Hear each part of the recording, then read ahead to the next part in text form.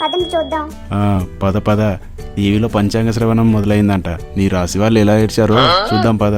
అమ్మయ్య నిల్చోవచ్చు. ఇడు మళ్ళీ వచ్చాడేంటి?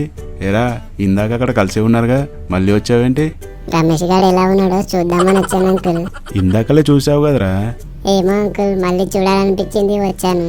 ఒరే మామ సైపాలు తీసుకొచ్చావా? తెచ్చాను రా, ఇదిగో సైడ్ కింద రాసుకో. ఏంట్రా గుసగుసలాడుతున్నారు? ఏం లేదు నాన్నగారు, మీరు వెళ్ళండి వస్తాం. నోరు మూసుకొని నడవండి ముందు. నీ సెగ్గడ ఈరోజు చిరిగిపోవడం ఖాయం రా. రే మామ సైబాల్ రాసుకోరా. ఉండరా నీ సైపాలు కూడా నువ్వును. నీ సెగ్గడ కోసం సైబాల్ తెస్తే నా మీదనే చిరాకు పడిపోతావా? పట్టుకెళ్ళిపోతా నాకు. Uncle bye uncle.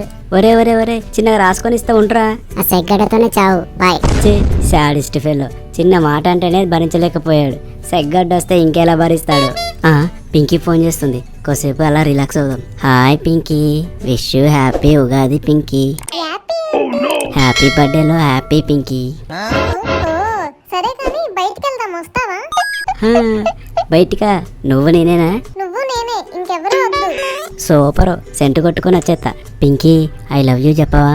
నాకు సిగ్గేస్తుంది. ప్లీజ్ పింకీ చెప్పు Pinky. I love you. Sudden గా గొంతేంటి పింకీ, గాడిదలాగా అయిపోయింది. గాడిదే కాదురా, మీ డాడీది. నాన్నగారు. ఎవర్రా ఫోన్లో ఆ గుంట? నాన్నగారు అలా కాదండి, నేను చెప్పేది ఒకసారి వినండి. ఐ లవ్ యూ చెప్పాలరా నీకు. ఐ లవ్ యూ నాన్నగారు ఎక్కడైనా కొట్టండి, పిరం మీద మాత్రం కొట్టకండి నాన్నగారు.